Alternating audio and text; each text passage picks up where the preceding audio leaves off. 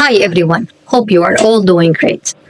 Before we begin our talk today, let's dispense with a misconception. International relations isn't a discipline that emerged from a quiet academic contemplation. It was not born in ivory towers, but in smoking ruins of battlefields.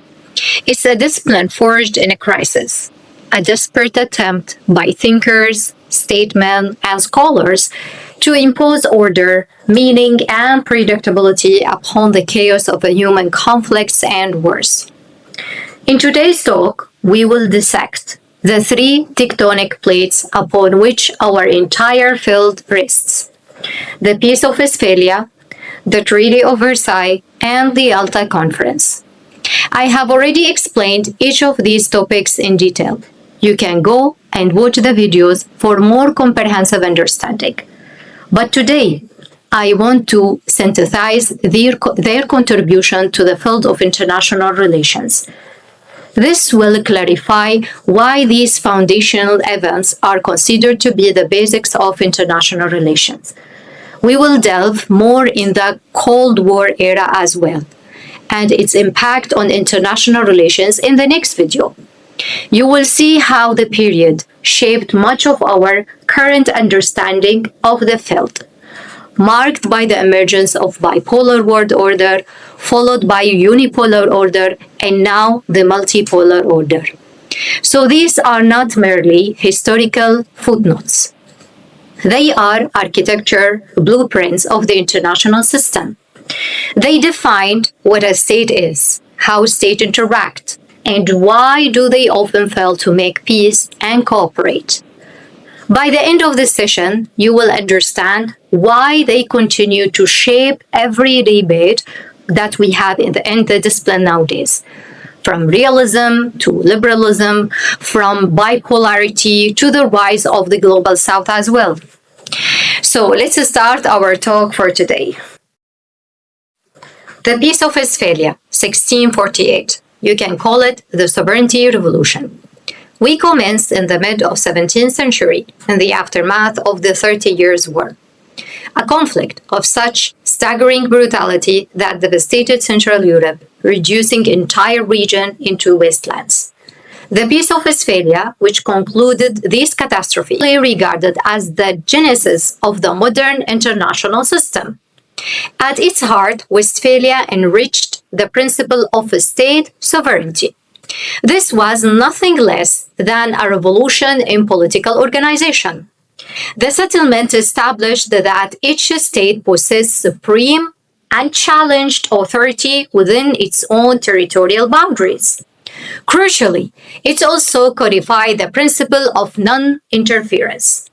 And we mean by non-interference that external powers have no legitimate right to meddle in the domestic affairs of another sovereign state. This created a foundational binary that still defines our field. Domestically, hierarchy, law and order. Internationally, anarchy, equality, and self-help. It secularized relations between the state, replacing medieval religious authority with legal rational principles. It reinvigorated international law, and most importantly, it established the states as the primary unit of analysis. The assumption that would dominate the international relation theory for centuries. But you must also be cautious that many revisionist historians, such as Andreas Osiander, has argued that Westphalian system is largely a disciplinary myth, constructed by the 19th century jurists to legitimize a particular vision of statehood. The reality was messier, more gradual. But as a discipline, we operate on useful fictions. Westphalia, whether historically accurate or not, provide us with our origin story. It's the first stone in our intellectual foundation. So, Westphalia gives us the subject of our discipline, the sovereignty state and anarchic system it inhabits. So now we leap forward to 1919. The Great War has ended, leaving around 20 million dead and the old European order in ruins. The Treaty of Versailles was meant to secure a lasting peace. Instead, it created what scholars have called a fragile order, a settlement so punitive, so humiliating to Germany that it didn't prevent the war but guarantee to happen. The treaty is significant, not just for its content, but for what it represents. It embodied a profound ideological clash between the two competing visions of the order. Woodrow Wilsonism, liberal institutionalism, championed the collective security, international law, and the League of Nations. It was optimistic, progressive, and believed that humanity could transcend power politics through institutions, dialogue, and diplomacy instead of wars and conflict. But there were also the realist response, which emphasized the power, national interest, and anarchic nature of the system. It viewed Wilsonian idealism as dangerously naive. This clash gave the birth to what we call it the first great debate in IR, the foundational intellectual struggle between idealism and realism. And of course, no discussion of this moment is complete without referring to A.H. Carr's work, The 20 Years Crisis in 1939. Carr's work is the greatest example for the classical realism, where he systematically dismantled Wilsonian idealism, arguing that it was not just naive but dangerous. That is obscured realities of power and interest that actually drive state behavior. Carr's critique was devastating that realism emerged from the Second World War as the dominant paradigm of the discipline. The Treaty of Versailles also promoted the principle of national self-determination, creating new states like Poland and Czechoslovakia. Yet, this principle was applied selectively, leaving ethnic minorities also dissatisfied and sowing the seeds for the future conflicts. For example, in the Middle East region, this Wilsonian moment promised for self-determination, but what arrived there was a mandate system dressed in a League of Nations legitimacy. And by the way, this tension between the universal principles and the selective applications of it is recurring theme that will be always encountered throughout the discipline. So, Versailles gave us the discipline itself. It catalyzed our central theoretical debate and established the intellectual fault lines we still navigate today. So, our final pillar will take us to February 1945. The Second World War is nearing to its end. The big three, Stalin, Roosevelt, and Churchill, gathered at Yalta to decide the fate of post-World War. The outcome was transformative. Yalta formalized the division of Europe into a sphere of influence. It created the United Nations, a more robust institution than its ill-fated predecessor, the League of the Nations. But it also codified a new global order.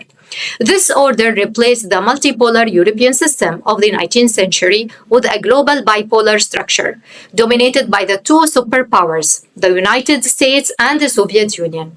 It was a system based on what the scholars have termed sovereign internationalism, which is a hybrid that perceived Westphalian sovereignty while constructing global governance institutions, meaning that advocates for a balanced approach where nations actively practiced in a global community, but do that without, of course, sacrificing their own sovereignty or autonomy.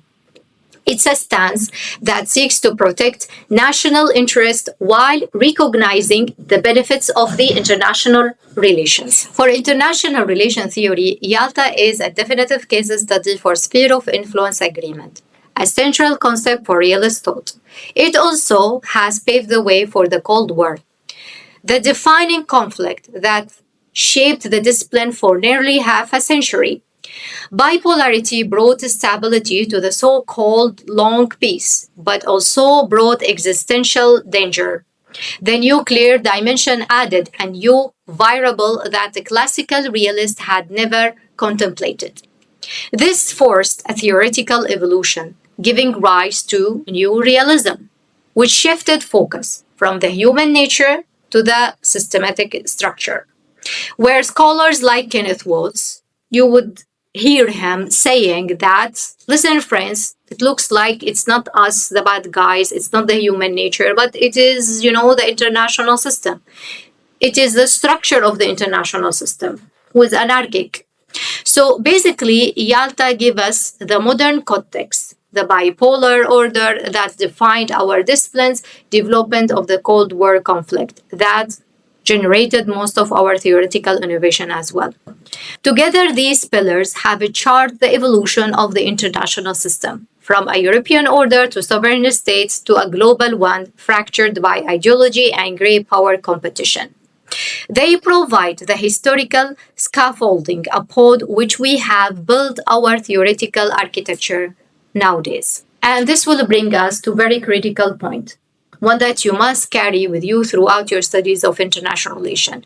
If you look closely, you will notice that these events are Western-centric events. So the foundational theories, realism, liberalism, developed mainly by Western scholars, reflecting Western historical experience. And this is why in the contemporary debates in international relations, you will hear the persistent critic of this international relation theories. They would call it that Western-centric discipline. How can a discipline born in the West, shaped by the Western historical experience, and built for the Western philosophical assumptions, be adequate example for the whole world experience? It assumes that the state is the basic unit of analysis, prevailing great power politics, and marginalize the experience and histories and the voices of the global South or the rest of the world. In the post-Cold War and increasing of multipolar order, we are witnessing powerful challenge to this Eurocentric international relations. Voices from Africa, Asia, Russia, and Latin America are demanding a more inclusive and equitable international order. They argue that theories rooted in European history cannot adequately explain the complexities of the multipolar world. They call for a discipline that is not merely about the global South, but from it, which means developing indigenous alternatives that recognize the diverse perspective and alternative conceptions of the order, justice, and sovereignty. Think about it. This is not just a critic. It's a foundational challenge to the way that we think about the world politics. And it is a challenge you will need to grapple with as long as you are developing your own intellectual framework and works as well. So, the Westphalian system, the Treaty of Versailles, and Yalta Conference. These are not isolated events, but a connected moments that constructed our disciplinary identity. They provide the concepts, the debates, and the context that shaped international relation theory. I would encourage you to reflect on the implications of what we have discussed, not just as a historical facts, but also as intellectual and political stacks involved. These are not a dry event from textbook. They are living legacies that continue to shape the world we inhabit and the theories we use to understand and the counter theories and voices that are arising from the global South to reshape the international system. Next video, as I have mentioned, we will delve more about the Cold War and its profound impact on the discipline. We will examine how bipolarity, nuclear deterrence, and ideological conflicts forged the theoretical debates of the late 20th century, and even led to the contemporary urgent issues from Middle East to NATO-US relation and Ukraine. Till then, read Carl, read Hans Morgenthau, and you can always go to our video so you can see more comprehensive understanding to our topics. I look forward to seeing you next time.